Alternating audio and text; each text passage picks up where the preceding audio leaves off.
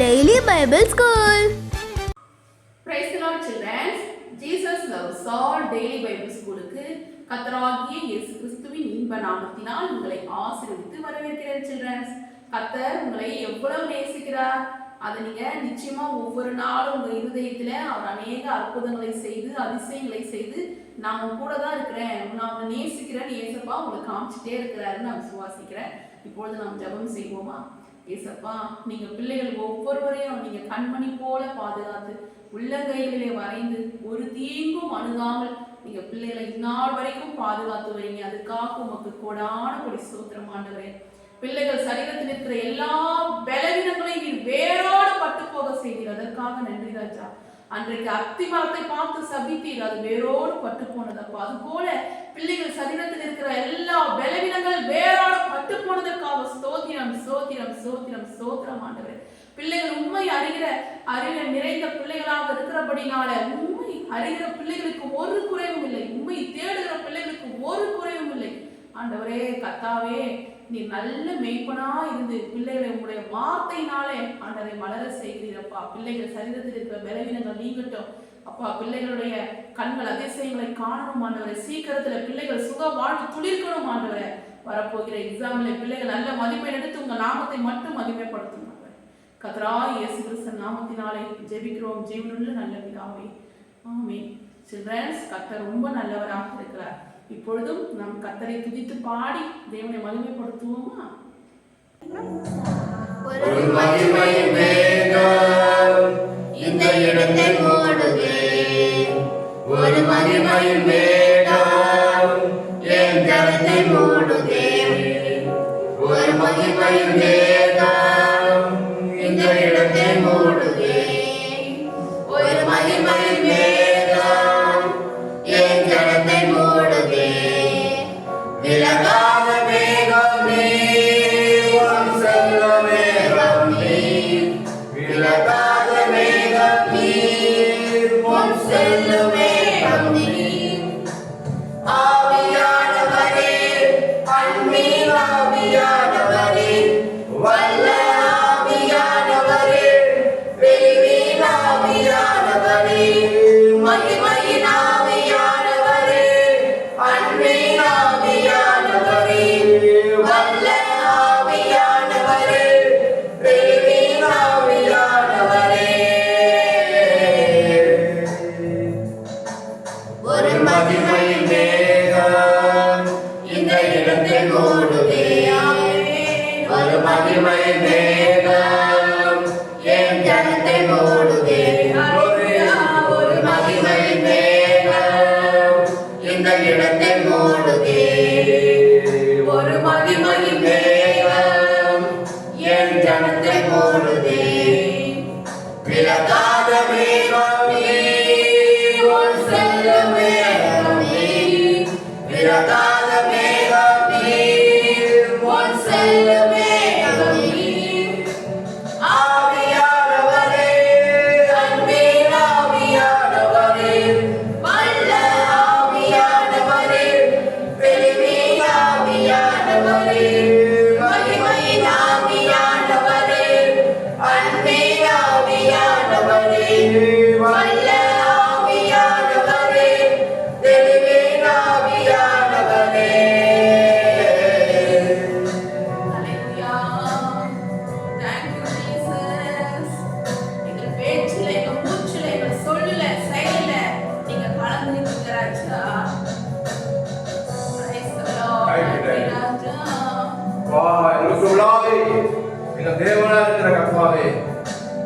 பரிசுத்தாவியானவரே, தேற்றவாளனே, ஸ்தோத்திரம்.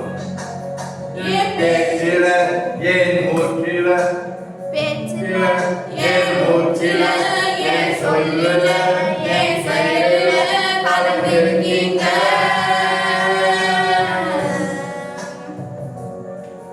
என் நினைவுல என் நடக்கையில என் உணர்வுல என் உயிருல கலந்திருக்கீங்க.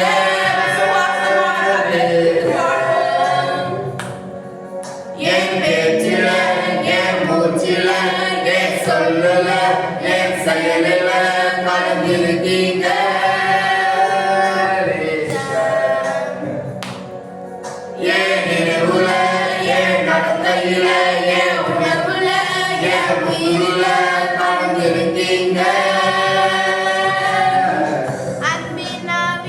அன்பின் ஆவியானவரே, விலையேற பெற்றவரே, என்னை ஆளும் பரிசுத்தரே, நன்றி ஐயா.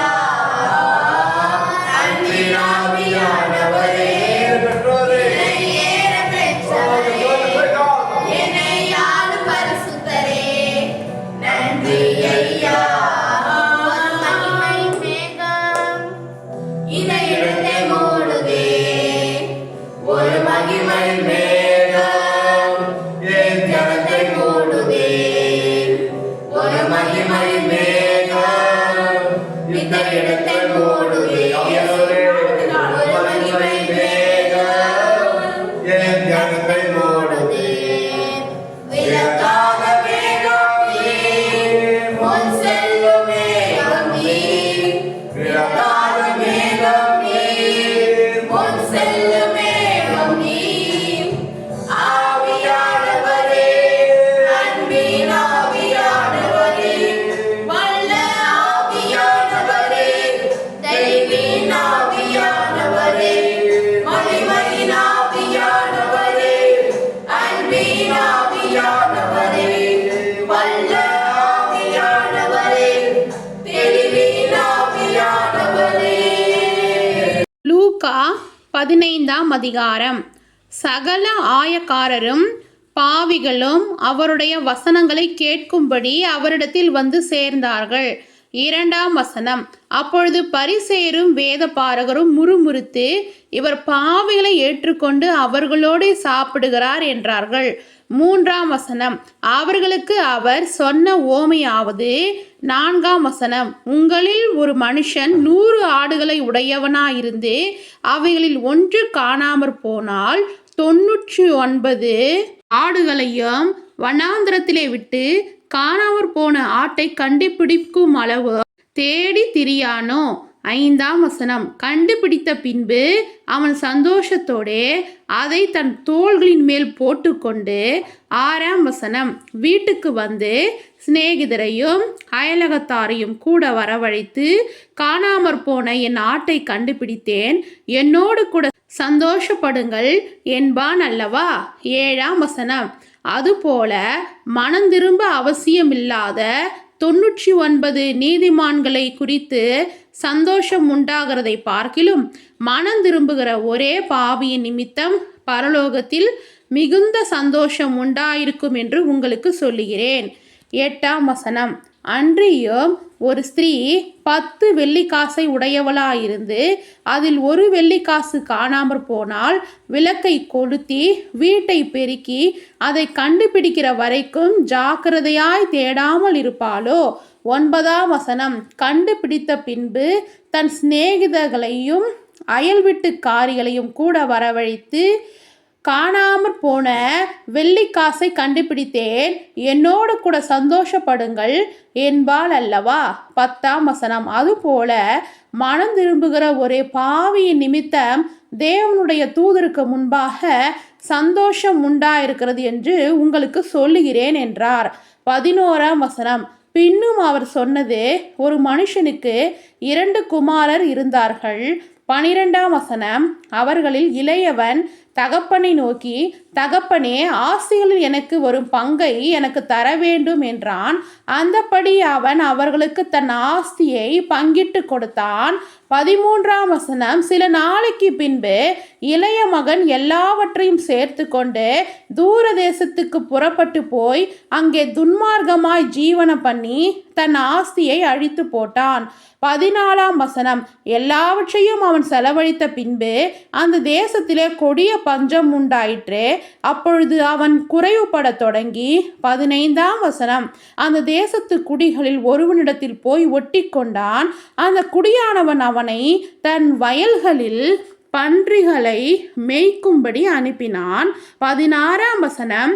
அப்பொழுது பன்றிகள் தின்கின்ற தவிட்டினாலே தன் வயிற்றை நிரம்ப ஆசையாயிருந்தான். ஒருவனும் அதை அவனுக்கு கொடுக்கவில்லை. 17ஆம் வசனம். அவனுக்கு புத்தி தெளிந்த பொழுது அவன் தன் தகப்பனுடைய கூலிக்காரர் எத்தனையோ பேருக்கு பூர்த்தியான சாப்பாடு இருக்கிறது, நானோ பசியினால் சாகிறேன். 18ஆம் வசனம். நான் எழுந்து என் தகப்பனிடத்திற்கு போய் தகப்பனே, பரத்துக்கு விரோதமாகவும் உமக்கு முன்பாகவும் பாவம் செய்தேன். 19ஆம் வசனம், இனிமேல் உம்முடைய குமாரன் என்று சொல்லப்படுவதற்கு நான் பாத்திரன் அல்ல, உம்முடைய கூலிக்காரரில் ஒருவனாக என்னை வைத்து கொள்ளும் என்பேன் என்று சொல்லி 20ஆம் வசனம், எழுந்து புறப்பட்டு தன் தகப்பனிடத்தில் வந்தான். அவன் தூரத்தில் வரும்போதே அவனுடைய தகப்பன் அவனை கண்டு மனதுருகி ஓடி அவன் கழுத்தை கட்டி கொண்டு அவனை முத்தம் செய்தான். 21ஆம் வசனம், குமாரன் தகப்பனை நோக்கி, தகப்பனே, பரத்துக்கு விரோதமாகவும் உமக்கு முன்பாகவும் பாவம் செய்தேன், இனிமேல் உம்முடைய குமாரன் என்று சொல்லப்படுவதற்கு நான் பாத்திரன் அல்ல என்று சொன்னான். 22ஆம் வசனம், அப்பொழுது தகப்பன் தன் ஊழியக்காரரை நோக்கி, நீங்கள் உயர்ந்த வஸ்திரத்தை கொண்டு வந்து இவனுக்கு உடுத்தி இவன் கைக்கு மோந்திரத்தையும் கால்களுக்கு பாதரட்சைகளையும் போடுங்கள். 23ஆம் வசனம், கொழுத்த கன்றை கொண்டு வந்து அடியுங்கள், நாம் புசித்து சந்தோஷமாயிருப்போம்.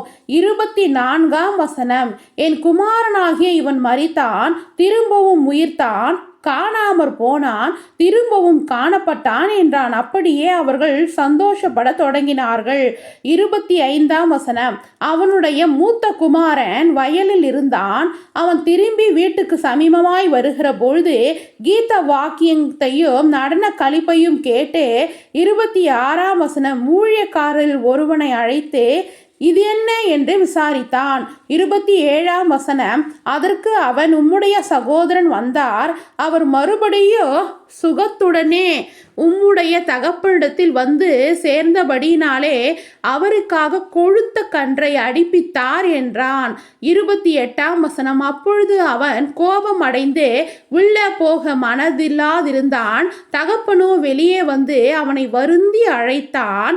29ஆம் வசனம், அவன் தகப்பனுக்கு பிரதியுத்தரமாக, இதோ இத்தனை வருஷ காலமாய் நான் உமக்கு ஊழியம் செய்து ஒரு காலம் உம்முடைய கற்பனையை மீறாமல் இருந்தோம்.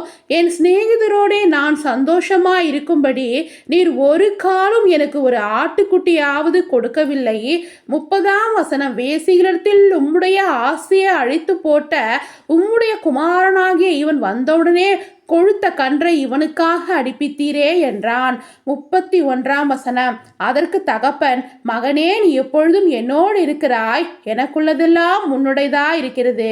32ஆம் வசனம், உன் சகோதரனாகிய இவனோ மரித்தான், திரும்பவும் உயிர்த்தான், காணாமற் போனான், திரும்பவும் காணப்பட்டான், ஆனபடியினாலே நாம் சந்தோஷப்பட்டு மகிழ்ச்சியாயிருக்க வேண்டுமே என்று சொன்னான் என்றார். ஹல்லேலூயா, ஆமென். லூக்கா 15ஆம் அதிகாரம் முழுவதுமாக படிச்சதை கேட்டீங்க இல்லையா? 15ஆம் அதிகாரம் 21ஆம் வசனத்தில் எழுதியிருக்கு, குமாரன் தகப்பனை நோக்கி, தகப்பனே, பரத்துக்கு விரோதமாகவும் உமக்கு விரோதமாகவும் பாவம் செய்தேன் அப்படின்னு எழுதியிருக்கு. அதாவது கெட்ட குமாரன் நல்ல குமாரனாக மாறி புத்தி தெளிந்து தன் தகப்பனிடத்தில் போகும் பொழுது அவர் இந்த வார்த்தையை சொல்கிறாரு, தகப்பனே, நான் பரத்துக்கு விரோதமாகவும் உமக்கு முன்பாகவும் பாவம் செய்தேன் அப்படின்னு சொல்லிட்டு. அதாவது நாம் எந்த ஒரு சின்ன தவறு செஞ்சால் கூட பிள்ளைகளாகிய நம்ம தவறே செய்ய மாட்டோம் அப்படின்னு கிடையாது. நிச்சயமாக தவறு செய்யலாம். தவறு செய்யும் பொழுது நம்ம என்ன பண்ணுறோம், அப்படியே மனசுலையே வச்சு அந்த தவறை மறைச்சிடுறோம். அப்படி கிடையாது. நம்ம செஞ்ச தவறை, பாவத்தை அறிக்கை செய்யணும்.